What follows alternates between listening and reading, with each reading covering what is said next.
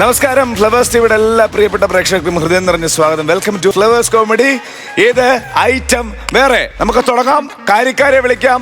ഒരുപാട് സ്നേഹത്തോടെ നസീറിക്ക, ബിജുകുട്ടൻ ചേട്ടാ ആൻഡ് ഒരു ചെറിയ ഗ്യാപ്പിന് ശേഷം പ്രസാദ് ചേട്ടാ. നമസ്കാരം. നമസ്കാരം. നമുക്കിപ്പോൾ ഓഡിയൻസ് ആയിട്ട് വന്നിട്ടുള്ളത് ചാരുമൂട് മേഖലയിൽ നിന്ന് കുറച്ച് ആൾക്കാരാണ്. ഫോട്ടോഗ്രാഫേഴ്സ് അസോസിയേഷനിലുള്ള ആൾക്കാരാണ്. ഒരുപാട് സ്നേഹത്തോടെ എല്ലാവർക്കും സ്വാഗതം. പിന്നെ ചിരിച്ചങ്ങോട്ട് തുടങ്ങാം അല്ലേ? റെഡി അല്ലേ? ആദ്യത്തെ സ്കിറ്റ് നമ്മുടെ വിജയ് ചേട്ടനുണ്ട്, മനുക്കുമ്പാരി ഉണ്ട്, ദീപ്തി ഉണ്ട്. ഒരു നല്ല കയ്യടി അവരിവിടെ വരും.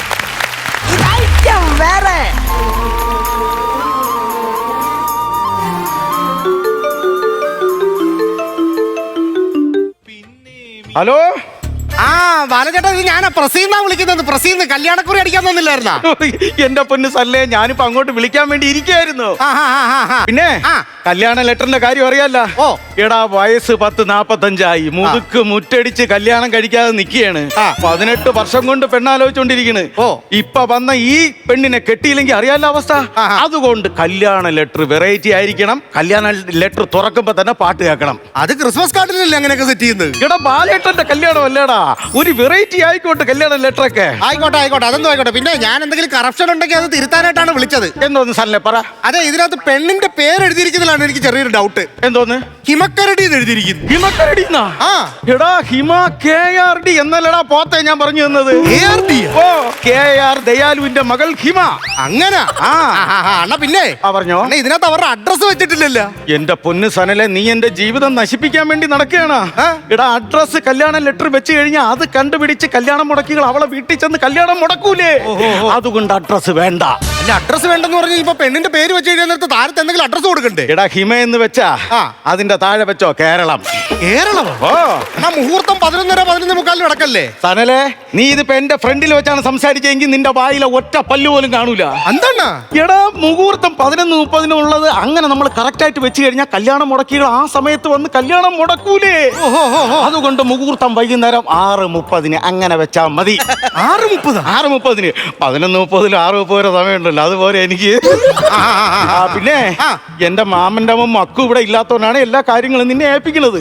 മക്കു ഇവിടെ ഉണ്ടായിരുന്നെങ്കിൽ എല്ലാം ചാടി ചാടി ചാടി നിന്നവൻ ചെയ്തേനെ. അടിച്ചാടി നിന്ന് കളിക്കാൻ അവൻ കുരങ്ങനാണ്. ഇച്ചിരി പഴയച്ചതല്ലേ. അയ്യോ, എന്റെ അവസ്ഥ മനസ്സിലായില്ല. 18 വർഷം കൊണ്ട് ഞാൻ പെണ്ണാലോചിച്ചുകൊണ്ട് നടക്കണം. ഇതുവരെ കല്യാണം നടന്നില്ല. ജോത്സ്യം പറഞ്ഞ എന്തരെന്നറിയാ? ഇപ്പൊ കണ്ട പെണ്ണിനെ കെട്ടിയില്ല എന്നുണ്ടെങ്കിൽ ഒരു കൊച്ചുള്ള പെണ്ണിനെ കിട്ടുള്ളന്ന്. അങ്ങനെ വല്ലതും കിട്ടാനാണ് ബാലേട്ടന്റെ വിധി. ഞാൻ അന്ന് തൂങ്ങിച്ചാവും അറിയാ. അയ്യോ, ഞാനിനി എങ്ങനെ ജീവിച്ചു?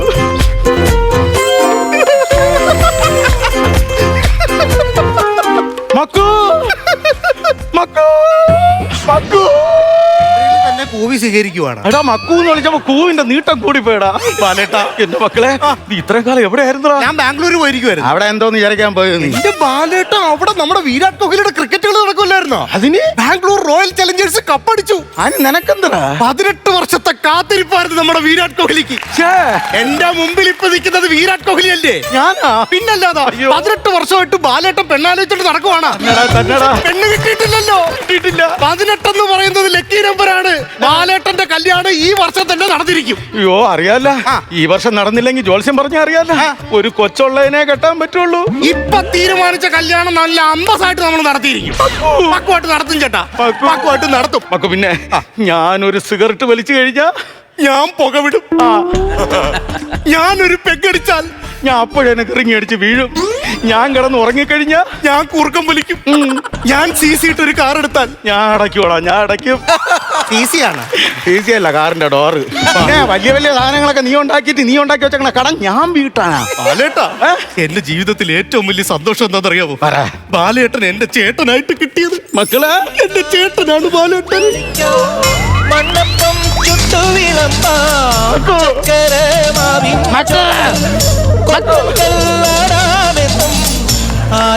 എന്റെ ബാലേട്ടാ, പക്ഷെ ഞാൻ സത്യം പറഞ്ഞു നമ്മൾ ബന്ധുക്കളായിട്ടല്ലേ ഞാൻ കണ്ടിരിക്കുന്നത്. എന്റെ സ്വന്തം ചേട്ടനെ പോലെ എന്റെ സ്വന്തം ചേട്ടനോട് ഞാനൊരു സത്യം മറച്ചു വെച്ചു. ബാലേട്ടാ, ബാലേട്ടൻ ഒന്നും ധരിക്കരുത്. എവിടെ പോണു? എവിടെ പോണെന്ന് ഒന്നും ധരിക്കല്ലെന്ന് പറഞ്ഞു ഒരു കളഞ്ഞിട്ട് തുണിയില്ലാതെ നിൽക്കുന്ന കാര്യമല്ല ഞാൻ പറഞ്ഞത്. പിന്നെ നീ എന്തോ പറഞ്ഞത്? എന്റെ ബാലേട്ടാ, വേറെ ആരും അറിയരുത്. നമ്മൾ രണ്ടുപേരും മാത്രം ഇത് അറിയാവുള്ളൂ. എനിക്കൊരു ക്രഷുണ്ട്. എനിക്ക് 2 ബ്രഷ് ഉണ്ട്. ഞാൻ ആരടുത്തെങ്കിലും പറഞ്ഞുകൊണ്ട് നടക്കണം. ബ്രഷ് അല്ലെന്ന്, പിന്നെ എനിക്കൊരു ക്രഷ്, എനിക്കൊരു പെങ്കൊച്ചിനോട് ഭയങ്കര ഇഷ്ടമുണ്ടെന്ന്. ലവ് ഇങ്ങനെ പറ. അപ്പൊ അതുകൊണ്ടേ ബാലേട്ടന്റെ കല്യാണം കഴിഞ്ഞതിന്റെ അടുത്ത ആഴ്ച ഞാൻ ആ പെണ്ണിനെ ഇങ്ങോട്ട് വിളിച്ചോട്ട് വരും. അതെന്തോന്ന് സംസാരം മക്രു? മക്രു അല്ല എന്തോന്ന് സംസാരം മക്കു? എടാ ബാലേട്ടന്റെ കല്യാണം കഴിഞ്ഞു കഴിഞ്ഞാൽ ഞങ്ങൾ നേരെ കൊടൈക്കനാലിലോട്ട് ഞങ്ങൾ ഹണിമൂണിന് പോവല്ലേ? ഒരു ദിവസം 15,000 രൂപയുടെ റിസോർട്ടാണ് ബുക്ക് ചെയ്ത് വെച്ചേക്കണത്. 15 ദിവസത്തേക്ക്. കല്യാണം വരെ നോക്കി നിൽക്കണ്ട. നിനക്ക് ഇഷ്ടപ്പെട്ട പിന്നെ വിളിച്ചോണ്ട് വാടാ. അല്ല ഞാൻ അങ്ങനെ വിളിച്ചോണ്ട് വരാൻ നേരത്ത് ചേട്ടൻ നിൽക്കാൻ നേരത്ത് അനിയൻ കെട്ടിക്കൊണ്ട് വന്നു എന്നുള്ളൊരു ഇതാകത്തില്ലേ? ബാലേട്ടൻ ഉണ്ടല്ലോ, എന്തിനാണ് നോക്കണേ? വിളിച്ചോണ്ട് വാടാ പോയി. കുഴപ്പമില്ലേ? എന്തിനാ ടെൻഷൻ അടിക്കുന്നത്? അങ്ങനെയാണെന്നുണ്ടെങ്കിൽ സത്യം പറയട്ടെ, പറ. ഞാൻ ബാംഗ്ലൂരിൽ നിന്ന് വരുന്ന വഴിക്ക് അവളെ വിളിച്ചോണ്ടാ ഇങ്ങോട്ട് വന്നത്. മക്കു എനിക്ക് അറിയാറുന്നടാ നിന്റെ ഉടായിപ്പൊക്കെ. വിളിച്ചോണ്ടോ അവളെവിടെ? ഞാൻ ചേട്ടച്ചനായിട്ട് ഞാൻ ഇവിടെ റെഡി ആയിട്ട് നിൽക്കാം. ചേട്ടച്ചനാ? നമുക്ക് അച്ഛനില്ലല്ലോ. അപ്പൊ ചേട്ടനും അച്ഛനുമായിട്ട് ഞാൻ റെഡി ആയിരിക്കാം. ഷൈൻ ചെയ്യാൻ തയ്യാറായിട്ട് നിൽക്കുവാണ്. അപ്പൊ കൊലവിളക്ക് എടുത്ത് നടത്തട്ടാ? അല്ല നിലവിളക്ക് എടുത്ത് കൊടുത്തട്ടാ? വയ്യ. ഇങ്ങോട്ട് കേറി വാ.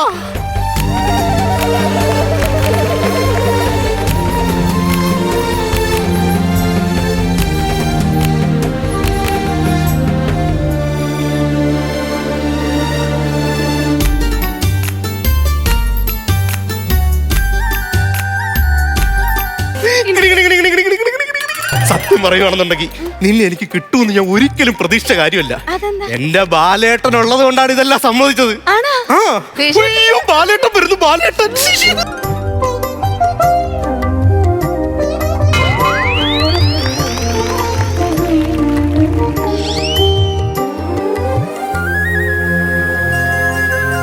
മക്കളെ, ഈ വീട്ടിൽ ആദ്യമായിട്ട് കയറി പറഞ്ഞൊരു പെൺകിടാവാണ്. ഐശ്വര്യത്തോടെ 2 കൈ നീട്ടി വാങ്ങിച്ചോ. എന്നാ മായിരി, എന്തിന് നാണിക്കണം? നിന്ന് അങ്ങോട്ട് മായിരി. നോക്കട്ടെ, മുഖം നോക്കട്ടെ. വന്നു കയറി ബാലേട്ടന് വിളക്കിന് തല്ലി താഴ്ത്തിട്ടടി. ഞാനൊന്നും ചെയ്തില്ല. ആ ചേട്ടൻ തന്നെ ബോധം കെട്ട് വീണതാണ്. തന്നെത്താനെ ബോധം കെട്ട് വീണെന്നാ? ഞാൻ വെള്ളം എടുത്തിട്ട് വരാം. ചേട്ടാ എണീക്ക് ചേട്ടാ. മാധവി. മാധവിയല്ല, ഹിമ. മൂദേവി. ഞാനാ. നീ എന്നെ ചതിക്കായിരുന്നല്ലേടി? എടി, ഒരാഴ്ച കഴിഞ്ഞിട്ട് എന്റെ കൈയും പിടിച്ച് കയറി വരേണ്ടവളാണ് നീ ഈ വീട്ടില്. എന്റെ മാമന്റെ മോന്റെ കൈയും പിടിച്ച് കയറി വന്നേക്കണ്. നിനക്ക് എങ്ങനെ തോന്നി എന്നെ ചതിക്കാൻ? എവിടെ പോണ്? ബാലേട്ടൻ മുഖം കെട്ട് കിടക്കുന്നു. എടാ, ഞാൻ ഇവിടെ നിൽക്കണ്ട. ടെൻഷൻ കൊണ്ട് പറ്റിപ്പോയത്. ഇതാണ് ഹിമ. പരിചയപ്പെട്ട്. സത്യം പറയല്ലോ ബാലേട്ടാ, ഇവളുടെ വീട്ടില് ഇവക്കൊരു കല്യാണം ഉറപ്പിച്ചു. ആരുമായിട്ടാന്നറിയാമോ? ഒരു കിളവനുമായിട്ട്. എന്റെ ഈ സുന്ദരിയായിട്ടുള്ള പെൺകുട്ടിയെ ഒരു കിളവൻ കല്യാണം കഴിച്ചോട്ട് പോകുന്നു. പക്ഷെ എനിക്കിപ്പോ അതല്ല ചിരി വരുന്നത്. ഞാനിപ്പോ ഇവളെ ഇങ്ങോട്ട് വിളിച്ചിറക്കിക്കൊണ്ട് വന്നല്ലോ. ഇപ്പൊ ഇവളെ കെട്ടാനിരുന്നൊരു മണകുണാഞ്ച കിളവനുണ്ടല്ലോ, അവന്റെ മാനസികാവസ്ഥ എന്താണെന്നാണ് ഞാൻ ആലോചിക്കുന്നത്.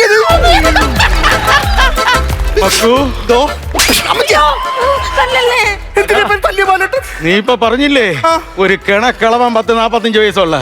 ആ കളവനാണ് ഞാൻ. മനസ്സിലായില്ല. എടാ, ഇവിടെ കെട്ടിക്കൊണ്ട് വരായിരുന്നില്ലേ? ഇവിടെ വീട്ടിൽ കൊണ്ടുവരായിരുന്നില്ലേ? ആ പെണ്ണാണ് ഇതെന്ന് നീ വിളിച്ചോണ്ട് വന്നത്.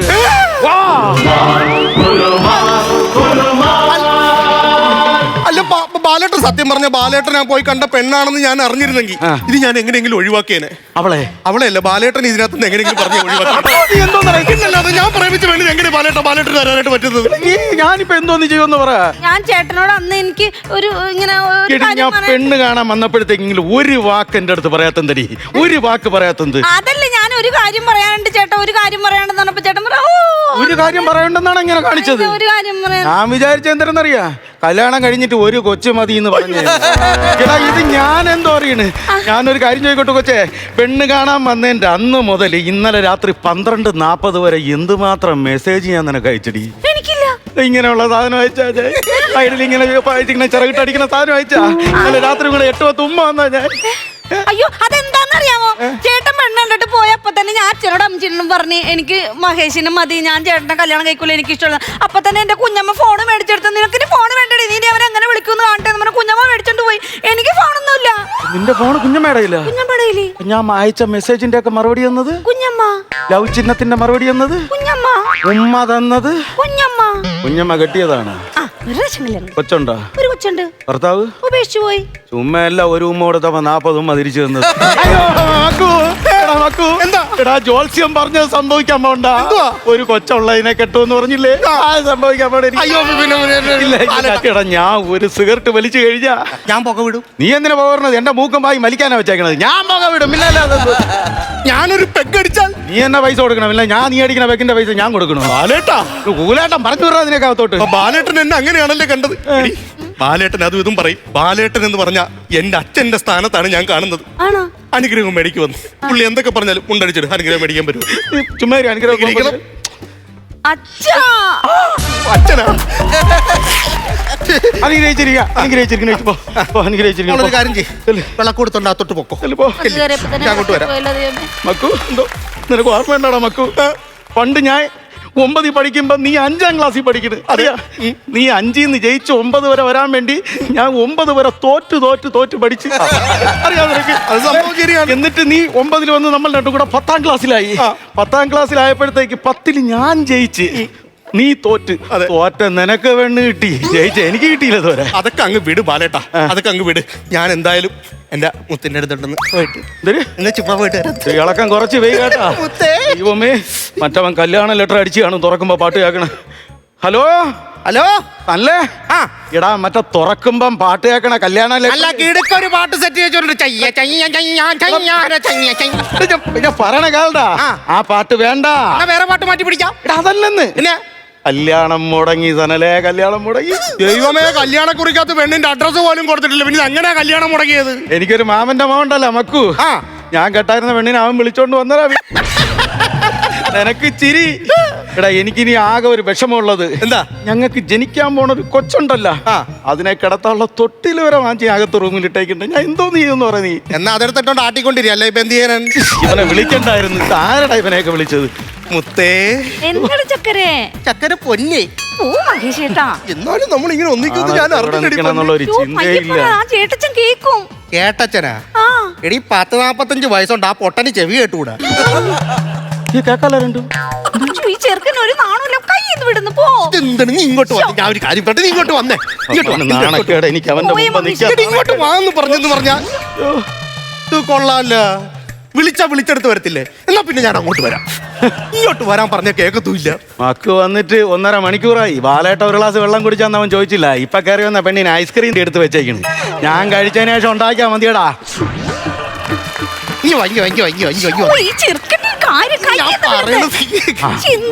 എന്റെ അച്ഛല് നിന്നാ മതി. പിന്നല്ലാതെ എന്റെ മുത്തേ, കാലി കൊണ്ട് ആണയില്ല. വന്ന് കാരണം എന്നെ തന്ന പെണ്ണുമ്പിള്ളയുടെ കാല് കടവണ്. എഴിച്ച പോയി ചാവടാ എഴിച്ച. എടാ എന്തോന്ന് ആചാരോടാ ഇതൊക്കെ? എന്തോന്ന് ആചാരങ്ങൾ ഇത്? എവിടുന്നടാ? പോടാ. ഇത് സംഭവേ അവളുടെ വീട് കുട്ടനാടാണല്ലോ. അതിനെടുത്ത് കാലില് മൊത്തം വളങ്കടി. അപ്പൊ അതിനുള്ള മരുന്നിട്ട് കൊടുത്തോണ്ടിരിക്കുവായിരുന്നു. വളങ്കടി കാലേലി. ഐസ്ക്രീം അല്ലേ ഇത്? ഐസ്ക്രീം അല്ലേ? പൈപ്പ് വെള്ളം. എന്റെ ദൈവമേ, ഒരു കല്യാണം നടന്നില്ലെന്ന് പറഞ്ഞിട്ട് ഇത്രയും ഭ്രാന്ത് വരേണ്ട കാര്യമുണ്ട്. എന്ത് പറ്റി? ചുണ്ടു നാക്കും കൂടി കൊടുത്തു. ചുണ്ടു നാക്കും കൂടെ കടിച്ചാ പൊട്ടിയാന്നിട്ട് ചോര വന്നാ? ചോര വരുന്നുണ്ട്. ചോര അയ്യോ. ഹോട്ടല് കൂടുതലാണ് കേട്ടോ. കാറ്റുകളെ ചുണ്ടു നാക്കും പൊട്ടി. എന്ത് നാക്ക് പൊട്ടി? എന്ത് പറ്റിയ? കടിച്ച്. ഒരു 9 മണി വരെ വെയിറ്റ് ചെയ്തുകൂടാണ്. അല്ല, അത് സംഭവിച്ച നീ ഉണ്ടാക്കാൻ നിക്കണ്ട. 10-45 വയസ്സ് കഴിഞ്ഞ്.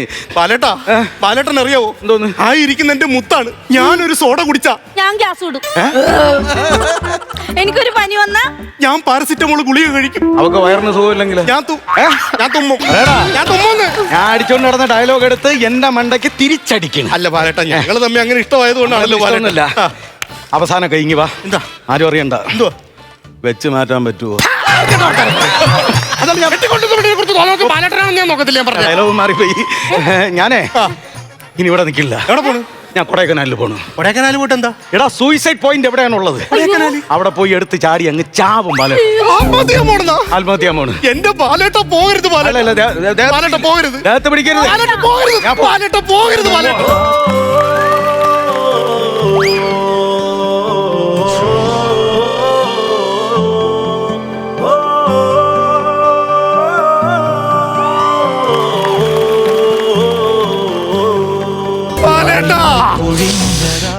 അവന്റെ സെന്റിമെന്റ്സ് വർക്കൗട്ട് ആയി അവൻ വിളിച്ചു തിരിച്ച് നീ കെട്ടിച്ചു തരുമെന്നോളെ. ബാലേട്ടൻ കൊടൈക്കനാലിലോട്ട് പോകാൻ തീരുമാനിച്ചടാ, മാറ്റമില്ല. ആത്മഹത്യ ചെയ്യാനായിട്ട് തീരുമാനിച്ചു. ചാവോളാ ചാവും. 15 ദിവസത്തേക്ക് റിസോർട്ട് ബുക്ക് ചെയ്ത് വെച്ചെന്ന് പറഞ്ഞില്ലേ? അതിന്റെ താക്കോലും ടിക്കറ്റും എല്ലാം ഞങ്ങൾക്ക് തന്നിട്ട് പൊക്കോളൂ.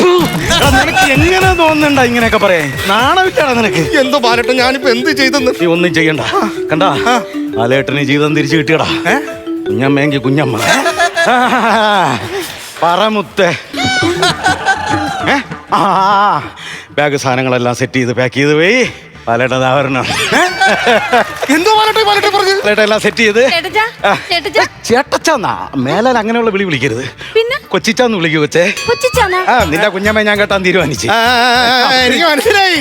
ജീവിതം കൊടുക്കാൻ തീരുമാനിച്ചല്ല. കുഞ്ഞമ്മയെ കെട്ടാൻ തീരുമാനിച്ചത് കൊണ്ടാണ് കൊച്ചിച്ചൻ എന്ന് വിളിക്കാൻ പറഞ്ഞത്. അങ്ങനെ അല്ല കൊച്ചിച്ചൻ എന്നുള്ള പേരിട്ടത്. പിന്നെ എന്തായാലും ഒരു കൊച്ചുള്ളതിനെ കെട്ടാൻ തീരുമാനിച്ചല്ല. അപ്പൊ ഞാൻ എനിക്ക് തന്നെ കിട്ട പേരാണ് കൊച്ചിച്ചൻ.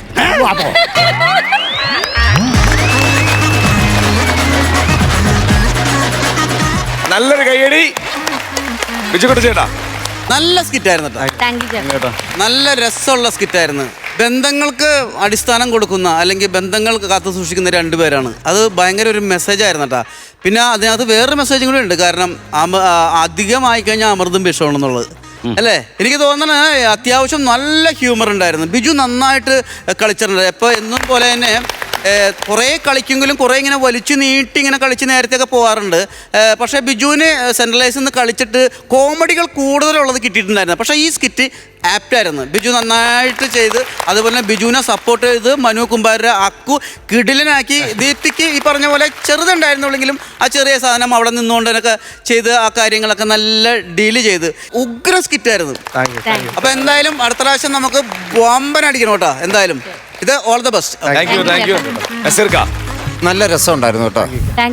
ഞാൻ എപ്പോഴും പറയുന്ന ഒരു കാര്യമുണ്ട്, നിങ്ങളുടെ സ്കിറ്റുകൾക്ക് കൗണ്ടറുകൾ ഉണ്ടെങ്കിലും കൗണ്ടറുകൾ ഇല്ലെങ്കിലും കളി നല്ല ഫാസ്റ്റാണ്, നല്ല ടെമ്പോയാണ്.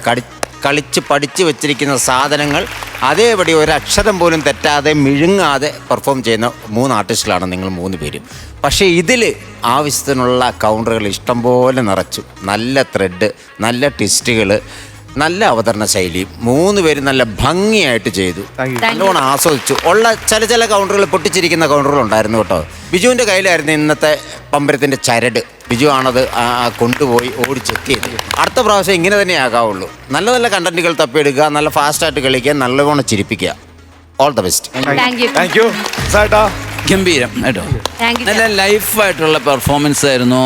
അതിൽ സ്നേഹമുണ്ട്, അതിൽ വഴക്കുണ്ട്, പ്രണയമുണ്ട്, എല്ലാം ചേർന്നിട്ടുള്ള ഒരു കോമ്പിനേഷനായിരുന്നു നിങ്ങളുടെ കേട്ടോ. എനിക്ക് ആ ബോയിങ് സിനിമയൊക്കെ കണ്ടപ്പോൾ ആ മുകേഷിൻ്റെയും ആ മോഹൻലാലിൻ്റെ അതൊക്കെ എത്ര ഷോട്ട് ഡിവൈഡ് ചെയ്താണ് അതൊക്കെ എടുത്തിരിക്കുന്നത്. ഇത് ഒറ്റയടിക്കല്ലേ നിങ്ങൾ തകർത്തിരിക്കുന്നത്. ഒരു ഗ്യാപ്പില്ലാതെ, ഒരു തെറ്റില്ലാതെ, ഒരു മിസ്റ്റേക്കും ഇല്ലാതെ നിങ്ങൾ പെർഫെക്റ്റ് ആയിട്ട് ചെയ്തു എന്നുള്ളതാണ്. ഭയങ്കര ലൈഫ് കളി കേട്ടോ. സൂപ്പറായിരുന്നു. പിന്നെ നല്ല സൂപ്പറായിട്ട് മാർക്സും കാശും കൂടെ തന്നാൽ അടിപൊളിയായിരിക്കും. ആരാണ് ആദ്യം തരുന്നത്? ഞാനൊരു 18,000 രൂപ. ഞാനൊരു 17,000 രൂപ. അപ്പം 35,000 രൂപ ആയിട്ടുണ്ട്. നസീർക്ക എന്ത് വേണം? എന്നാ കൂടെ വേണോ? തന്നേക്ക്. എന്നാ ആ കൊച്ചുമായിട്ടുള്ള കല്യാണം ഒരു നല്ലോണം നടക്കട്ടെ. ടോട്ടൽ എമൗണ്ട് 65,000 രൂപ. അടിപൊളി. പയ്യ സാധനം കയറി വരുന്നുണ്ട്. ഇനി അടുത്ത സിൽവർ ബഞ്ചിലേക്ക് എത്തണം. ഓക്കെ, അപ്പൊ നല്ലൊരു വിവാഹം ആശംസിക്കുന്നു.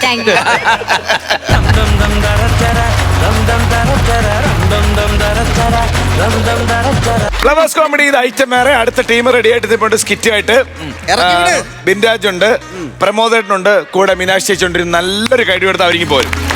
ഇറക്കി വിട്.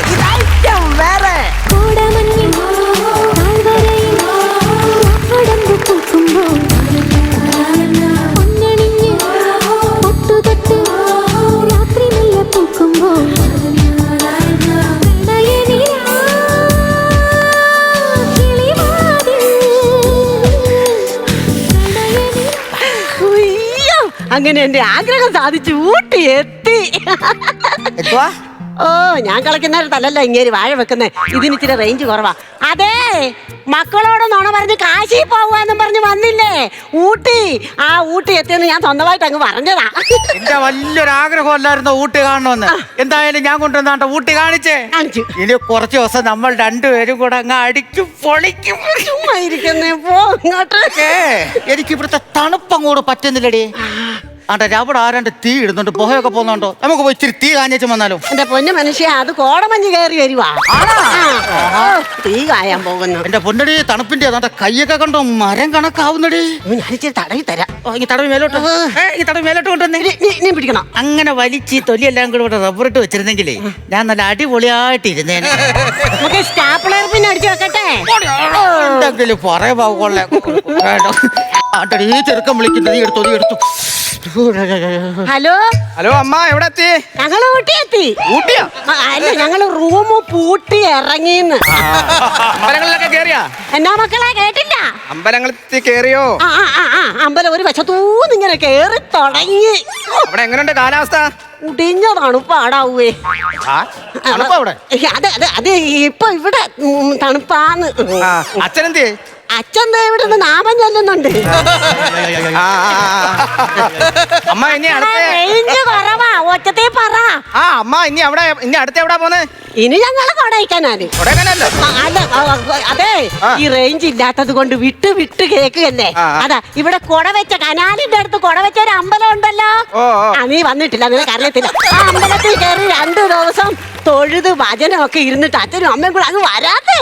പിന്നെ ഓ സമയത്തിന് മരുന്ന് കഴിക്കണം, ആഹാരം കഴിക്കണം, അച്ഛനെ നോക്കണം.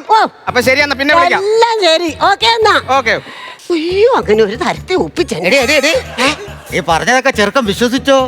ഒരു തരത്തിലൊക്കെ അങ്ങ് ഒപ്പിച്ച്. അതെനിക്കറിയാം, നുണ പറഞ്ഞ് വിശ്വസിപ്പിക്കാൻ നിന്നെ കഴിഞ്ഞേ വേറെ ആരും ഉണ്ട്. അതെന്നാ വർത്താനാ മനുഷ്യ നിങ്ങളാ പറഞ്ഞേ? അല്ല, ഞാൻ എന്തോന്നാണ് ഞാൻ നിങ്ങളോട് പറഞ്ഞിട്ടുള്ള ഒന്ന് പറഞ്ഞേ. എന്തോന്നാണെന്നോ? നമ്മുടെ കല്യാണം കഴിഞ്ഞ് നമ്മൾ രണ്ടുപേരും കൂടെ സദ്യ കഴിച്ചുകൊണ്ടിരുന്നപ്പം ഒരുത്തം വന്ന് നിന്റെ ചെവിയിൽ ഏതാണ്ട് കുണുകുണാന്ന് പറഞ്ഞിട്ട് ആ ഇലയുടെ അറ്റത്തിരിക്കുന്ന പഴം എടുത്തോണ്ട് പോയില്ലയോ? അവൻ ആരാന്ന് വെച്ചിട്ട് ഇത്രയും കാലമായിട്ട് നീ സത്യം പറഞ്ഞു എന്നോട്? 40-45 കൊല്ലം മുമ്പ് നടന്ന പഴത്തിന്റെ കഥയും പൊക്കി പിടിച്ചോണ്ട് വരിക പഴം. എന്റെ അമ്മാവന്റെ മോനാണ്. ഞാൻ എത്ര പ്രാവശ്യം നിങ്ങളോട് പറഞ്ഞതാ. അവൻ ജീവനോടെ ഉണ്ടായിരുന്ന ഞാൻ കൊണ്ടൊന്ന് കാണിച്ചു തരായിരുന്നു. ഇങ്ങേരുടെ കൂടെ ജീവിക്കുന്നതിനൊക്കെ വലിച്ചോണ്ടിരിക്കുകയും ചെയ്യും. ഒരു സമാധാനം തരികയെന്ന് എപ്പോഴും ഇങ്ങനെയാ. കല്യാണം കഴിഞ്ഞപ്പോ തൊട്ട് ഞാൻ അനുഭവിച്ചോണ്ടിരിക്കുക. ഒന്ന് പറഞ്ഞു പോയാ അപ്പോഴേ അങ്ങ് പിണങ്ങും. വേണ്ട പോ. എടി പെണ്ണെ, ഇങ്ങോട്ടൊക്കെ നീ പിണങ്ങല്ലേ. പിണങ്ങാൻ നിന്നെ കാണാൻ കൊണ്ടുപോയാലെന്താ? അല്ലെങ്കിൽ ആട്ടെ സിനിമാ നടിയെ പോലെ ഇരിക്കുമല്ലോ നീ. ചുമ്മാ നിങ്ങൾ എപ്പോഴും ഇങ്ങനെ പറ. അല്ലടി, ഉള്ള കാര്യമല്ലയോ? സത്യാണോ? തുന്തിരിയല്ലോ നീ അങ്ങ്. അതെ, ഇവിടെ എങ്ങും ആരും ഇല്ല. ഉള്ളതാ, ഇവിടെ ആരും ഇല്ല. അതിനിപ്പോ എന്തോ വേണോന്നാ? നമ്മക്കേ ആരെങ്കിലും ഒക്കെ ഉള്ളിടത്തോട്ട് പോകാം. എനിക്ക് പേടിയാകുന്നു. എന്തിനാണ് ഈ പേടിക്കുന്നത്? ഞാനൊരുത്തരും ഇവിടെ നിൽക്കുമല്ലോ വടി പോലെ. വടി വേണം നിക്കണമെങ്കിൽ. തണുപ്പൊക്കെ ആയോണ്ടാ ഞാനിപ്പോ ഇവിടെ ഒരു 25 പുഷപ്പ് അങ്ങോട്ട് അടിക്കാൻ കൊണ്ടല്ലോ നല്ല സ്റ്റഡി ആയിട്ട് നിൽക്കും. 25 ശ്വാസം ഒന്ന് നേരെ എടുത്ത് വീട്, എന്നിട്ട് പുഷപ്പ് അടിക്കാം. അവള് പിണങ്ങി അതിനിടയ്ക്ക്. നിന്റെ പിണക്കം ഞാൻ ഇന്ന് മാറ്റുവേടി. വേണ്ട.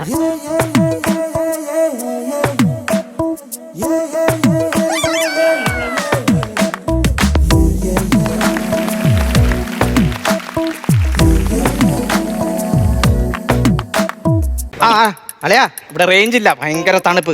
ഞാൻ ഇപ്പൊ ഊട്ടിയില്. ഞാനൊരു ഓട്ടം വന്നതാ. ഞാൻ നാളെ അങ്ങ് പോവും.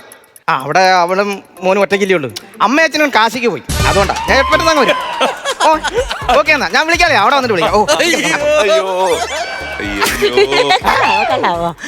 എന്റെ അച്ഛനും അമ്മയല്ലേ ഇത്? അവര് കാശിക്ക് പോകുന്ന പറഞ്ഞിട്ട് ഊട്ടി വന്ന് ഇറങ്ങുന്ന. അവരുടെ പ്ലാൻ എന്തോന്ന് അറിയണം. മാർഗമുണ്ട്, മാസ്ക് എടുത്ത് വെക്കാം.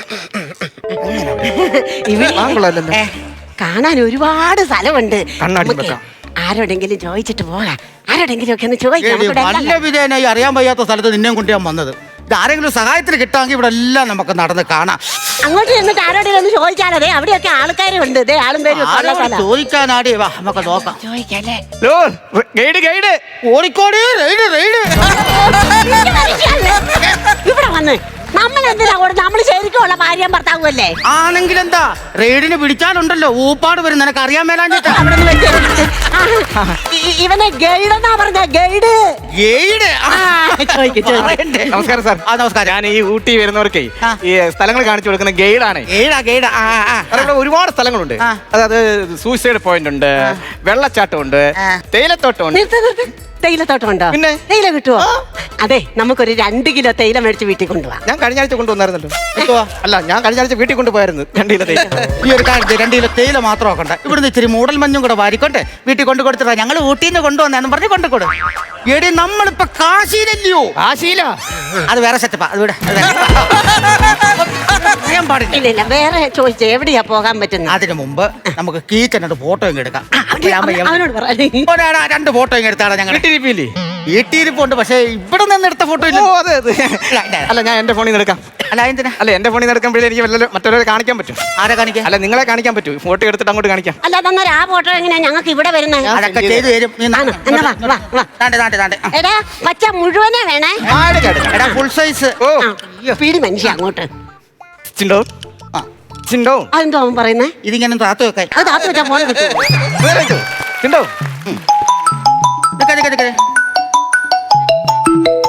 ഇത് നിനക്കാ ഫോൺ. ആണ്ട കാലം വിളിക്കുന്നു. മനുഷ്യ, ഇത് കലായൻ. നിങ്ങളെ നമ്മുടെ മോളാ. മാറ്റി വെച്ചേ. അത് വിളിച്ചത് എന്റെ മോള് വിളിച്ചതാ. അതും എനിക്കറിയാം. നിനക്ക് അങ്ങനെ അറിയാം? അല്ല, ഇപ്പൊ മാഡം പറഞ്ഞു മോളാന്ന് പറഞ്ഞു. ഇവിടെ ഞങ്ങൾക്ക് പോകാനൊക്കെ പറ്റിയ സ്ഥലം ഏതുണ്ട്? സ്ഥലം എന്ന് പറഞ്ഞാൽ കുതിരപ്പുറത്ത് കയറാൻ. എനിക്കൊന്ന് കയറണം കുതിരയുടെ പുറത്ത്. എന്നെയൊന്ന് കയറ്റും. എന്റെ അമ്മച്ചി ഈ പ്രായത്തിൽ കുതിരപ്പുറത്ത് കയറാനാ? കൊള്ളാം. ഇവിടെ വീട്ടിൽ എന്റെ മേലെ കുതിര കയറുന്നത് നീ കണ്ടിട്ടില്ലല്ലോ. എനിക്ക് കുതിരപ്പുറത്ത് കയറണ്ട. അപ്പൊ അത് ക്യാൻസൽ. വേറൊരു ഐറ്റം എന്ന് പറഞ്ഞാൽ ഈ ആകാശ ഊഞ്ഞാലുണ്ട്. അതെങ്ങനെയാടാ ആകാശത്ത് ഊഞ്ഞാല് കെട്ടുന്നേ? ആകാശത്ത് ഊഞ്ഞാൽ കെട്ടുന്നല്ല, ഒരു വള്ളം പോലെ ഇരിക്കും. അത് നിങ്ങൾ രണ്ടുപേരും കയറ്റി വെച്ചിട്ട് ഇങ്ങനെ ആട്ടി മൂന്നാമത് ഒറ്റ നേരെ അങ്ങ് ഉയർത്തിച്ചിട്ട്. അപ്പൊ പിന്നെ എളുപ്പമുണ്ടല്ലോ, ഉയരും കൂടെ അങ്ങ് പൊക്കോളൂ. ഇച്ചിരി ദൂരമല്ലേ ഉള്ളൂ പിന്നെ അങ്ങോട്ട്. അതൊക്കെ അപകടം. അത് വേണ്ട. വേറെ എന്തെങ്കിലും നോക്കാം. വേറെ പറഞ്ഞേ. വേറെ സൂയിസൈഡ് പോയിന്റ് ഉണ്ട്. അതെന്നാ സംഭവം? അതൊന്ന് കാണാം. സൂയിസൈഡ് പോയിന്റ് എന്ന് പറഞ്ഞാൽ നമ്മൾ അവിടെ ചെന്ന് നിന്ന് കഴിഞ്ഞിട്ട് ഒരു വസ്തു എടുത്ത് അങ്ങോട്ട് ഇട്ട് കഴിഞ്ഞാൽ അത് റിട്ടേൺ തിരിച്ചു വരും. അയ്യോ, ഞാൻ സിനിമയിലൊക്കെ കണ്ടിട്ടുണ്ട്. അത് ഈ ഭാരമില്ലാത്ത വസ്തു എടുത്തിടുമ്പോ തിരിച്ച് അതേപോലെ അത് വേണ്ട. അതെന്താ? എനിക്ക് ഇച്ചിരി ഭാരം ഉണ്ടേ. ഇവളെന്തോ കരുതിക്കൂട്ടി വന്ന പോലെ ഉണ്ട്. അല്ല, എനിക്കറിയാവുന്ന എന്നിട്ട് ചോദിക്കുക, നിങ്ങൾ എന്നാത്തിനാ എന്നെ ഊട്ടി കൊണ്ടുവന്നത്? നിനക്ക് ഊട്ടി കാണണമെന്ന് പറഞ്ഞു, ഞാൻ കൊണ്ടുവന്നു. ഊട്ടി കാണിച്ചു. എന്നാ പിന്നെ വെൽക്കം ടു ഊട്ടി എന്ന് എഴുതി വെച്ച ബോർഡും കാണിച്ചിട്ട് എന്നെ തിരിച്ചങ്ങ് കൊണ്ടുപോയാ പോരായിരുന്നു. എന്ത് പറഞ്ഞാലും ഇയാൾ കണ്ടോ? നിങ്ങളൊക്കെ കേട്ടല്ലോ. അയ്യോ, നിങ്ങളൊക്കെ ഞാൻ നിർത്തി. ഒരു സ്ഥലത്ത് ഇവിടെ കൊണ്ടുവന്ന് കാണിച്ചു പൊക്കോളാൻ. ഒരു സ്ഥലം എന്നെ കാണിക്കുന്ന നിങ്ങൾ ആരെങ്കിലും കണ്ടോ എന്നെ കൊണ്ടുവന്നു? ഇതെന്തു? ഇതാ ലിപ് ലോക്ക്. ഇനി കുറെ നേരത്തേക്ക് ശല്യം ഉണ്ടാവും. കൂടെ കൊണ്ട് നടക്കുക. അല്ല, ഞാൻ ചോദിക്കട്ടെ, ഇനി നിങ്ങൾക്ക് എങ്ങോട്ടാ പോണ്ടേ? ഇനി ഞങ്ങൾക്ക് പിടിച്ചേ. എനിക്ക് ഒരു സ്ഥലത്തും പോണ്ട, ഞാൻ വീട്ടിൽ കൊണ്ടുപോകും. എവിടെങ്കിലും വീട്ടിൽ പോയത് തണുപ്പ് സഹിക്കാൻ പറ്റുന്നില്ലടാ. എന്തോ രണ്ടുപേരും പ്ലാൻ എന്താ? നേരെ വീട്ടിൽ പോ. അപ്പൊ കാശിക്ക് പോകുന്നില്ലേ? വേണ്ട. കാശിക്കോ? നീ ചോദിക്കേണ്ട കാര്യം എന്തോ? ഞാൻ ആരാന്നോ? നീ ആരാ? മനസ്സിലായാ? അയ്യോ, നമ്മുടെ ഇളയമ്മൻ സന്തോഷ്. നീ എന്തോടാ ഇവിടെ? ഞാനിവിടെ ഓട്ടം വന്നതാ. അതുകൊണ്ടല്ലേ കാശിക്ക് പോയ നിങ്ങൾ ഇവിടെ വെച്ച് നിങ്ങളെ പിടിക്കാൻ പറ്റിയത്. നമ്മൾ പിടിക്കപ്പെട്ട്. അല്ല, ഇപ്പൊ എന്താ പ്ലാൻ? എന്താ? ഞങ്ങൾക്ക് വീട്ടിൽ പോയാ മതി. നിങ്ങൾ ഇവിടുത്തെ സ്ഥലങ്ങളെല്ലാം കണ്ട? ഇല്ലേ, തണുപ്പ് പറ്റുന്നില്ലടാ. എന്നാ അമ്മയുടെ ആഗ്രഹപ്രകാരം നമുക്ക് ഇവിടുന്ന് ഇന്ന് മൊത്തം സ്ഥലങ്ങളും കണ്ടിട്ട് നാളെ രാവിലെ നമ്മൾ ഒരുമിച്ച് വീട്ടിൽ പോകും. അയ്യോ, ശരിയാണോടാ മോനെ? അപ്പൊ അതാ നല്ല അത്രയും വണ്ടി കൂലി ലാഭം ഉണ്ടല്ലോ. അപ്പൊ ഒരു കാര്യം, pack up Ooty. Nice to meet U.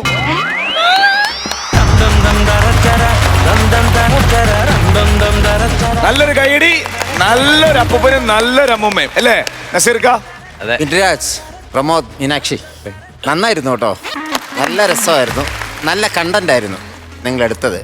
പ്രായമായ അവരുടെ ഒരു ആഗ്രഹം, വർഷങ്ങൾക്ക് മുമ്പേ ആഗ്രഹിച്ച ഒരു ആഗ്രഹം ഇപ്പം സഫലമായി. ക്ലൈമാക്സ് പ്രമോദ് ശകലേ ഉള്ളെങ്കിലും നല്ല രസമായിട്ട് ആ ഉള്ള പോർഷൻസ് നല്ല വൃത്തിയായിട്ട് ചെയ്തു കേട്ടോ പ്രമോദ്. പിന്നെ മീനാക്ഷിയാണ് പറയാനുള്ളത്. ഗംഭീരമായിട്ട് ചെയ്തു. ആ വഴക്കും ആ പിണക്കവും ഒക്കെ നമുക്ക് റിലേറ്റ് ആകുന്ന ഒരു സംഭവമായിരുന്നു അതൊക്കെ. ഒരുപാട് കോമഡിയൊന്നും ഇതിൻ്റെ അകത്ത് ഇല്ലെങ്കിൽ പോലും നമുക്ക് ഇങ്ങനെ ചിരിച്ചുകൊണ്ട് കണ്ടുകൊണ്ടിരിക്കാൻ പറ്റുന്ന ഒരു രസമുള്ള ഒരു സബ്ജക്റ്റാണ് നിങ്ങൾ തിരഞ്ഞെടുത്തത്. അത്ര വൃത്തിയായിട്ട് നിങ്ങളത് 3 പേരും ചെയ്യുകയും ചെയ്തു. All the best. Thank you നസീർക്ക. പ്രസാദേട്ടാ? നല്ലൊരു അപ്പൂപ്പനും അമ്മൂമ്മയും നസീർ പറഞ്ഞ പോലെ മീനാക്ഷി തകർത്തു.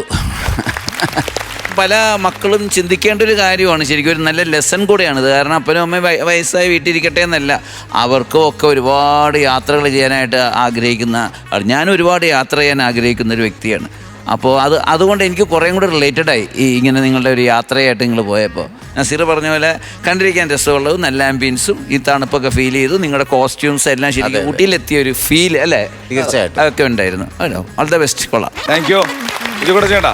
ബിൻരാജേ, പ്രമോദ്, മീനാക്ഷി നന്നായിരുന്നു കേട്ടോ. നല്ല ഫീൽ ഗുഡ് സ്കിറ്റ്, അതും മനോഹരമായ അവതരണം.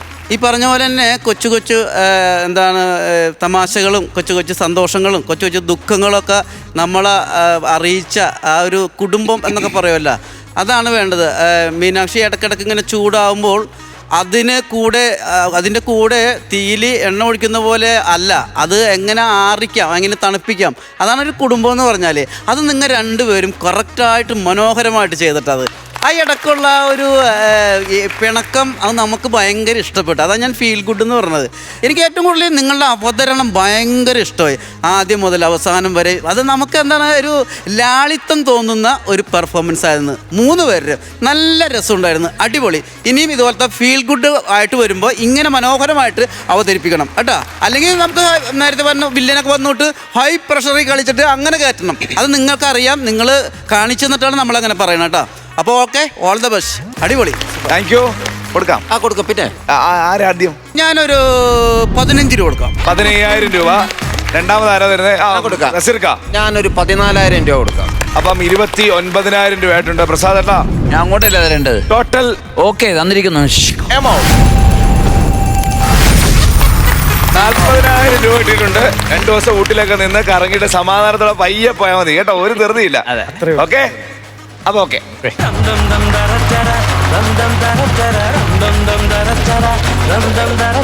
ഫ്ലവേഴ്സ് കോമഡി ഇത് ഐറ്റംമാരുടെ ടീം ലിറ്റിൽ സൂപ്പർ സ്റ്റാർസ് ആണ് പെർഫോം ചെയ്യാൻ വരുന്നത്.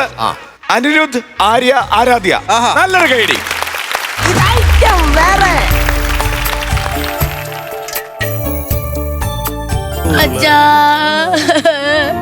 അച്ഛാ 10 വർഷമായി പോയിട്ട് മരിച്ചു പോയതാണെങ്കിൽ മരിച്ചു പോയെന്ന് വെക്കാം. ഇത് മീൻ വറുത്തത് കിട്ടാതെ തന്നെ പെരുമഴയത്ത് കുട പോലും ഇല്ലാതെ പോയ എന്റെ അച്ഛാ. അച്ഛാണോ ഇങ്ങനെ കരച്ചില് കേട്ടാ വിചാരിക്കും ഇന്നങ്ങാണ്ട് അച്ഛനെ കാണാതെ പോയെന്ന്. 10 വർഷമായി പോയിട്ട്. അല്ല, നിങ്ങൾക്ക് ഇന്ന് ജോലിക്കൊന്നും പോകണ്ടേ? അത് പിന്നെ ഞാൻ ജോലിക്ക് പോവാൻ വേണ്ടി ഇറങ്ങിയതാണ്. ഞാൻ അങ്ങോട്ട് ഇറങ്ങിയതും ഒരു കറുത്ത പൂച്ച അങ്ങ് വട്ടം ചാടി.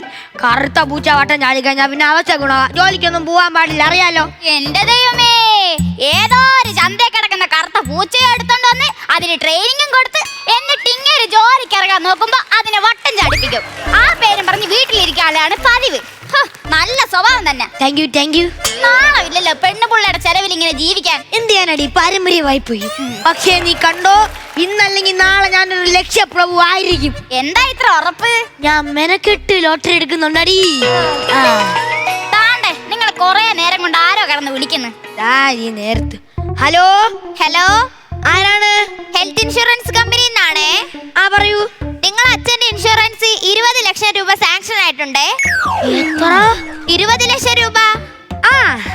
അതിന്റെ വെരിഫിക്കേഷന്റെ ഭാഗമായിട്ട് ഒരു ഓഫീസർ നിങ്ങളെ വീട്ടിലോട്ട് വരുന്നുണ്ടേ. അപ്പൊ വരുന്ന ഓഫീസർക്ക് എന്തെങ്കിലുമൊക്കെ ഒന്ന് കഴിക്കാൻ കൊടുക്കണേ. അതെന്തിനി? ആ വരുന്ന ഓഫീസർ ഞാനാണ്. 20 ലക്ഷം രൂപ. അച്ഛാ എടി ഇങ്ങോട്ട് വന്നാണ്. 20 ലക്ഷം രൂപയുടെ മുതലാടി നിൽക്കുന്നേ. എടി, അച്ഛന്റെ ഇൻഷുറൻസ് 20 ലക്ഷം രൂപ സാങ്ഷൻ ആയെന്ന്. അതിന്റെ വെരിഫിക്കേഷന് നാളെ ഏതോ ഓഫീസർ വരും. അതിന്റെ കാര്യം പറയാനാ വിളിച്ചത്. എന്റെ പ്രാർത്ഥന ഫലിച്ചല്ലോ എന്റെ കൃഷ്ണ. എന്തോ അല്ല, ജീവിച്ചിരുന്നപ്പോഴോ ഒരു ഗുണവുമില്ലായിരുന്നു, മരിച്ചപ്പോഴെങ്കിലും ഗുണം ഉണ്ടായല്ലോ. എടി, നിനക്ക് എന്റെ അച്ഛനെ കണ്ണെടുത്താ കണ്ണൂടായിരുന്നല്ലോ. അങ്ങനെ പറയരുത്, എനിക്ക് അച്ഛനോട് സ്നേഹം മാത്രമേ ഉണ്ടായിരുന്നുള്ളൂ. എന്നിട്ടാണ് ആ ചായ കുടിക്കാൻ ഇത്തിരി ചൂടുവെള്ളം ചോദിച്ചപ്പം അതിനകത്ത് കുരുമുളക് പൊടി ഇട്ട് കൊടുത്ത്. അങ്ങനെ 3 ദിവസം എന്റെ അച്ഛന്റെ ഉച്ചി നെറുകുങ്കലായിരുന്നു. പിന്നെ ഈ ഇൻഷുറൻസ് കിട്ടുന്ന കാര്യം നിങ്ങളെ പെങ്ങളൊന്നും വിളിച്ച് പറയണ്ട കേട്ടാ. അത് പറയാതിരുന്ന എങ്ങനെ ശരിയാവും?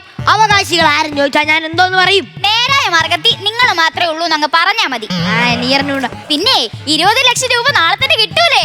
എടി വെരിഫിക്കേഷൻ ആള് വന്ന് വെരിഫിക്കേഷൻ ഒക്കെ കഴിഞ്ഞാലേ അക്കൗണ്ടിൽ കാശ് കയറത്തുള്ളൂ. 20 ലക്ഷം രൂപ കൈ കിട്ടിയിട്ട് വേണം ഈ വാടക വീടൊന്നൊന്ന് മാറി നല്ല പുതിയ വീടെടുക്കാൻ. എന്തിനാടി സാധാ വീടാക്കുന്നത്? ഒരു 2 നില വീട് തന്നെ അങ്ങ് വെച്ചൂടെ? ഹൈവേറെ സൈഡിൽ തന്നെ വേണം കേട്ടോ. ആ വീട്ടിലെ ഒരു സ്വിമ്മിംഗ് പൂള് കൂടെ പണിയണം. സ്വിമ്മിംഗ് പൂള് വേണ്ട. അതെന്താ? എനിക്ക് നീന്തൽ അറിയത്തില്ല. സ്വിമ്മിംഗ് പൂളിൽ മഗ് മുക്കി കുളിക്കുന്ന കണ്ടു കഴിഞ്ഞാൽ നാണക്കേടല്ലേ. വാട്സാപ്പിലൂടെ പഠിക്കാം. വാട്സപ്പാ?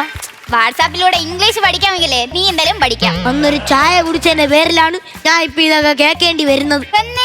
നിന്നെ പെണ്ണ് കാണാൻ വന്ന അന്ന് ആ ചായ കുടിച്ചില്ലായിരുന്ന ഞാൻ ഇതൊക്കെ കേൾക്കേണ്ടി വരുമോ? എന്തോ കഷ്ടമാണ്. എന്തായാലും നീ പോയി ഒരു ചായ ഇട്ടുണ്ടോ? ചായ എടുക്കുന്നില്ല. അതെന്ത്? ഇനി നിങ്ങളൊന്നും കേൾക്കേണ്ടി വരൂല. ഓ പിന്നെ ഞാൻ വെറുതെ പറഞ്ഞതല്ലേ, പോയി ഒരു ചായ എടുത്തോണ്ട് വാ.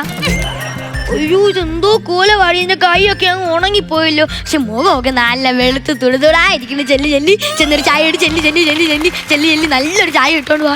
എന്റെ ദൈവമേ, ഇപ്പൊ വെള്ളം കൂടി മുട്ടിയാനെ. എന്തോ പറയാനാന്ന്. നമുക്കിപ്പോ ഒരു 20 ലക്ഷം രൂപ കൈ കിട്ടിക്കഴിഞ്ഞാ അതിൽ നിന്നൊരു 15 ലക്ഷം രൂപ എന്തായാലും ഒരു വീട് വെക്കാനാവും. നിക്കറ് വരെ പറഞ്ഞു ഇതൊക്കെ ഒന്ന് മാറ്റണം. ഇന്നെ ഒരു 4 ലക്ഷം രൂപ എന്തായാലും ഒരു കാറ് വാങ്ങിക്കണം. ഒരു സെക്കൻഡ് ഹാൻഡ് കാറ് വാങ്ങിക്കാം. പിന്നെ ബാക്കി 1 ലക്ഷം രൂപ. ആ 1 ലക്ഷം രൂപ ഞാൻ എന്തോ നീ അത് എനിക്ക് തന്നേക്ക്. എന്റെ അച്ഛന്റെ ശബ്ദം മാത്രമല്ല ഫുൾ ബോഡി ഉണ്ട് മോനെ.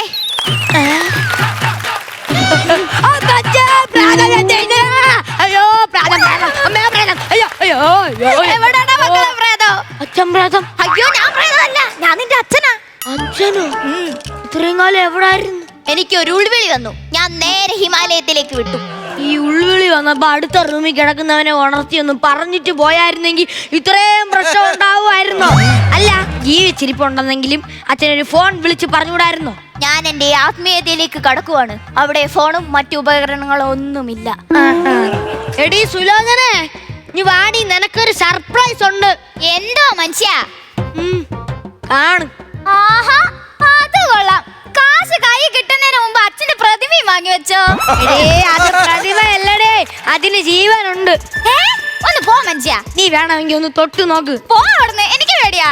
പിന്നെ അങ്ങനെ അറിയും ജീവൻ ഉണ്ടായില്ലേന്ന്. കാല് നില തുറക്കുന്നുണ്ടോ നോക്ക്, അന്നേരം പ്രേതമല്ല. അങ്ങനെയാണ് എന്റെ അച്ഛനെ ഒരിക്കലും കണ്ടുപിടിക്കാൻ പറ്റുന്നത്. ജീവിതകാലം മൊത്തം അച്ഛൻ വെള്ളത്തിലായിരുന്നു. 24 മണിക്കൂറും അച്ഛന്റെ കാല് നില തുറക്കത്തില്ലായിരുന്നു. അയ്യോ, അപ്പന്റെ 20 ലക്ഷം രൂപ പോയേ. എന്താടാ മക്കളെ പ്രശ്നം? ഒന്നുമില്ല, പതുക്കെ പറയടി. നാളെ അവർ ഇങ്ങോട്ടേക്ക് വരുമ്പോ അച്ഛനെ കണ്ട 20 ലക്ഷം രൂപ തരത്തില്ല. ഇപ്പൊ ഞാൻ എന്തോ നീ നാളെ ഒരു ദിവസത്തേക്ക് അച്ഛൻ എവിടെയും ഒന്ന് മാറ്റി നിർത്തണോ അല്ലേ? അച്ഛാ, പിന്നെ ഇല്ലേ, അച്ഛൻ പോയപ്പോ ചേച്ചിക്കൊക്കെ ഭയങ്കര വിഷമമായിരുന്നു. അച്ഛൻ ഒരു കാര്യം ചേച്ചിയുടെ വീട്ടിൽ പോയി നില്ലേ.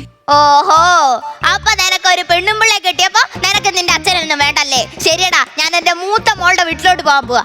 അയ്യോ ചേട്ടാ, ഒരു പ്രശ്നമുണ്ട്. എന്തുവാ? അച്ഛൻ അങ്ങോട്ട് പറയുന്ന വിടണ്ട. എടി നീ അല്ലേ പറഞ്ഞു വിടാ. ഇപ്പൊ പറഞ്ഞു വിടണത് എന്ത് കാര്യം? അച്ഛൻ ഇപ്പൊ അങ്ങോട്ടേക്ക് പോയി കഴിഞ്ഞാലേ അവർക്ക് എല്ലാവർക്കും മനസ്സിലാവത്തില്ലേ അച്ഛന് ജീവനോട് ഉരിപ്പുണ്ടെന്ന്. പിന്നെ ഇപ്പൊ എന്തോ നീ സർപ്രൈസ് അതങ്ങ് പറഞ്ഞേക്ക്. സർപ്രൈസ് ആന്ന് പറയാല്ലേ? അച്ഛാ, എന്താ എങ്ങനുണ്ട് എന്റെ സർപ്രൈസ്? സർപ്രൈസോ? പിന്നെ 10 വർഷം വരാതിരുന്ന് വന്നിട്ട് അച്ഛൻ നമുക്കൊരു സർപ്രൈസ് തന്നില്ലേ? അപ്പൊ ചേച്ചിയുടെ വീട്ടിൽ പോകാൻ പറഞ്ഞ് ഞാനും അച്ഛനൊരു സർപ്രൈസ് തന്നതാ. ഇതൊരു വല്ലാത്ത സർപ്രൈസ് തന്നെ. പിന്നെ ഇല്ലേ, അച്ഛൻ ഇങ്ങോട്ട് വന്നിട്ടുമില്ല, ഞങ്ങളെ കണ്ടിട്ടുമില്ല. അതെന്താടാ അങ്ങനെ? നാട്ടുകാർക്കൊരു സർപ്രൈസ് ആവട്ടെ.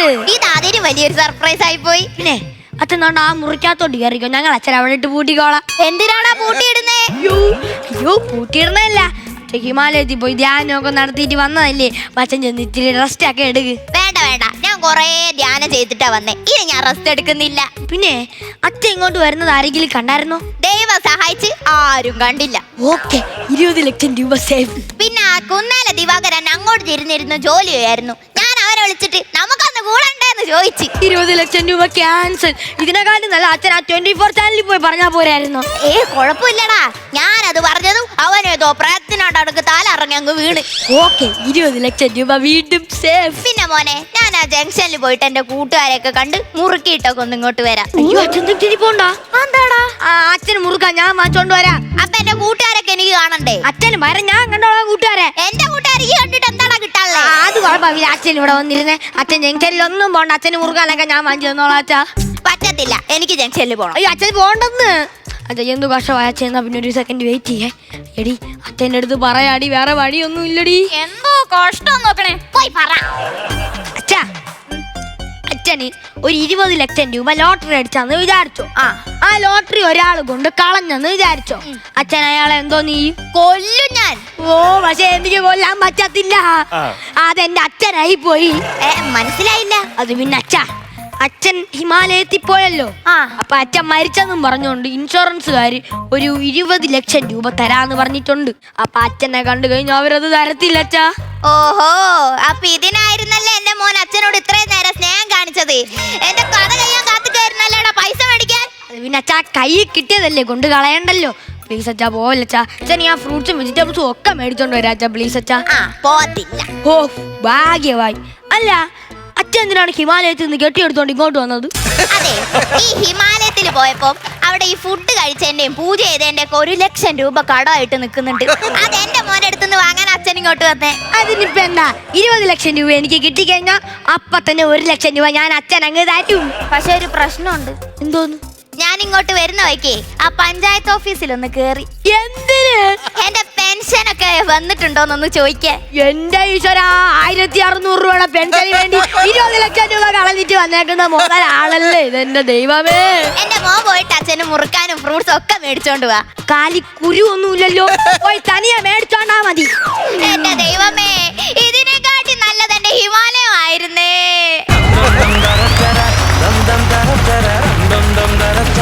ഇതാണ് നമ്മുടെ ടീം ലിറ്റിൽ സൂപ്പർ സ്റ്റാർസ്. ഒരു നല്ല കൈഡി വിജിക്കുട്ടൻ ചേട്ടാ. അനിരുദ്ധ, ആരാധ്യ, എന്ത് പറ്റി? ചെറിയൊരു തണുപ്പുണ്ടല്ലോ, പുറത്ത് തണുപ്പുള്ളതുകൊണ്ടാണോ? തമാശകളൊക്കെ ഉണ്ടായിരുന്നു. പക്ഷെ നിങ്ങൾ ഇങ്ങനെയല്ല ചെയ്യുന്നത്. നല്ല ഗംഭീരമായിട്ട് ഉള്ള ആർട്ടിസ്റ്റുകളാണ്. ഏത് കണ്ടന്റ് കിട്ടിയാലും നല്ല അതിമനോഹരമായിട്ട് ചെയ്യുന്ന ആളുകളാണ്. എനിക്ക് ആ പൂച്ചയുടെ സംഭവം ഭയങ്കര ഇഷ്ടപ്പെട്ടു. കാരണം നമുക്കത് കേട്ട് പരിചയമുള്ളതാണെങ്കിലും അതെ, പൂച്ച വട്ടം ചാടി എന്നുകൊണ്ട് പലരും പണിക്ക് പോകാതിട്ടുണ്ട്. ഇത് സ്വന്തമായി പൂച്ചനെ വളർത്തുകയാണ്, ട്രെയിൻ ചെയ്ത് വളർത്തുകയാണ്. അത് ഉഗ്രനൊരു തമാശയായിരുന്നു, നല്ല ബ്രില്യൻ്റ് ആയിട്ടുള്ള തമാശയായിരുന്നു. നമ്മൾ വന്ന സാധനമാണെങ്കിലും അത് മെയിൻറ്റെയിൻ ചെയ്ത് നല്ല കിടക്കിനായിട്ട് അപ്ഡേറ്റഡ് ആയിട്ടുള്ള ഒരു തമാശയായിരുന്നത്. അപ്പോൾ അതേപോലുള്ള കുറച്ച് തമാശകളും കൂടി ഉണ്ടായിരുന്നെങ്കിൽ നിങ്ങൾ പഴയ സെറ്റപ്പിലോട്ട് വന്നേനെ. അപ്പോൾ വലിയ കുഴപ്പങ്ങളൊന്നും ഉണ്ടായിരുന്നില്ല. എന്നാലും അടുത്ത പ്രാവശ്യം വരുമ്പോൾ ഗംഭീരമാക്കണം കേട്ടോ. All the very best. Thank U. ഇവരുടെ പെർഫോമൻസിനെ കുറിച്ച് നമ്മൾ പ്രത്യേകിച്ച് ഇനി പറയേണ്ട കാര്യമില്ല. ഇവരുടെ പെർഫോമൻസ് എല്ലാവർക്കും അറിയാവുന്നതാണ്. ഗംഭീര ആർട്ടിസ്റ്റുകളാണ്, ഗംഭീര പെർഫോമൻസ് ആയിരുന്നു, എല്ലാം നന്നായിരുന്നു. പിന്നെ എനിക്ക് മനസ്സിലായിരിക്കുന്ന ഒരു കാര്യം എന്താണെന്ന് വെച്ചാൽ, ഇതിന് ഇത്രമധികം ചിരിക്കാത്തതിൻ്റെ കാര്യം ഇതിൻ്റെ ഉള്ളിനകത്തൊരു ദുഃഖം കിടപ്പുണ്ട്. ഇത് ശരിക്കും പറഞ്ഞാൽ വളരെ സീരിയസ് ആയിട്ടൊരു കുടുംബകഥയാണ്. ഇല്ലേ, അച്ഛൻ്റെ പൈസ വാങ്ങുന്നു എന്നൊക്കെ അതുകൊണ്ടാണ് നമുക്ക് പൊട്ടിച്ചിരി വരാത്തത്. അതാണെന്ന് എൻ്റെ ഒരു തോന്നൽ. എല്ലാവരുടെ പെർഫോമൻസ് നന്നായിരുന്നു. പൂച്ചയുടെ കഥ പറഞ്ഞ പോലെ ഒരുപാട് ചെറിയ ചെറിയ കൗണ്ടറുണ്ടായിരുന്നു. പക്ഷേ ഇവരുടെ ഗംഭീര സ്കിറ്റുകൾ നമ്മൾ കണ്ടുകൊണ്ട് അത്രയും ഇതായിട്ടില്ല എന്ന് നമ്മൾ പറയുന്നു എന്ന് മാത്രമേ ഉള്ളൂ കേട്ടാ. ഈ ഗംഭീരമൊക്കെ അങ്ങോട്ട് വരും ഇനി അടുത്ത സ്കിറ്റുകൾ കേട്ടാ. Okay, all the best. Thank U. നിങ്ങൾ 3 പേരും നന്നായിരുന്നു കേട്ടോ. നിങ്ങൾക്ക് കിട്ടിയ സബ്ജക്റ്റിനകത്താണ് ഒരു ചെറിയ കുറവ് വന്നത്. പിന്നെ നമ്മൾ നേരത്തെയൊക്കെ കണ്ടുപോയ അല്ല കേട്ട് മറന്നു പോയ സ്കിറ്റുകളുടെയൊക്കെ ഒരു ചൊവയും ഉണ്ട് അതിൻ്റെ അകത്ത്. സാധാ ഒരു ചെറിയൊരു കുടുംബത്തിലെ ഒരു പ്രശ്നം പോലെ ഫീൽ ചെയ്തു. ഇന്ന് പറഞ്ഞ് എടുത്താൽ പൊങ്ങാത്തൊരു വലിയ സബ്ജക്റ്റ് നിങ്ങളെ ഏൽപ്പിക്കണമെന്നല്ല പറഞ്ഞത്. കുട്ടികളാകുമ്പോൾ അവർക്ക് ഒന്ന് ഇടവഴിക്ക് കളിക്കാൻ പറ്റിയ ഒന്ന് ഉല്ലസിച്ച് കളിക്കാൻ പറ്റിയ ഒരു രീതിയിലുള്ളൊരു സബ്ജക്റ്റായി പോയില്ല ഇത്. നിങ്ങളുടെ ഭാഗത്ത് യാതൊരു കുഴപ്പമില്ല. സ്കിറ്റിൻ്റെ അകത്തുണ്ടായ ഒരു തമാശക്കുറവ് മാത്രമേ ഉള്ളൂ. സാരമില്ല, നമുക്ക് അടുത്ത പ്രാവശ്യം പിടിക്കാവുന്നേ. അതെ, അടുത്ത പ്രാവശ്യം പിടിക്കും അല്ലേ? പ്രാവശ്യം നിങ്ങൾ ഇവിടെ റെഡിയല്ലേ, ഞങ്ങളും റെഡിയാണ് ചിരിക്കാൻ. അപ്പൊ അടുത്ത പ്രാവശ്യം നമുക്ക് വീണ്ടും കാണാം. Okay, all the best. അപ്പോ ആരാണ് ആദ്യം മാർക്സ് തരുന്നത്? പ്രസാദാ, ഒരു 5000 റുപ്പീസ്. 5000 രൂപ. വിജയക്കുട്ടൻ ചേട്ടാ? ഞാനൊരു 4000 രൂപ. പൈസ ഇല്ല, തീർന്ന്. 9000 രൂപയായി. നസീർക്ക് കുറച്ചുകൂടെ കൊടുക്കും. ഞാൻ ഇച്ചിരി കൂടെ കൊടുക്കും. ടോട്ടൽ എമൗണ്ട് 15000 രൂപ. നമ്മുടെ ഗ്രൂമർ ചേട്ടന്മാരോട് പറയണം 15000 രൂപ നമുക്ക് കിട്ടിയാൽ പോരാ, നല്ല സാധനം വേണം, ഇവർക്ക് കുറെ ചിരിക്കാൻ വേണം. Okay, by.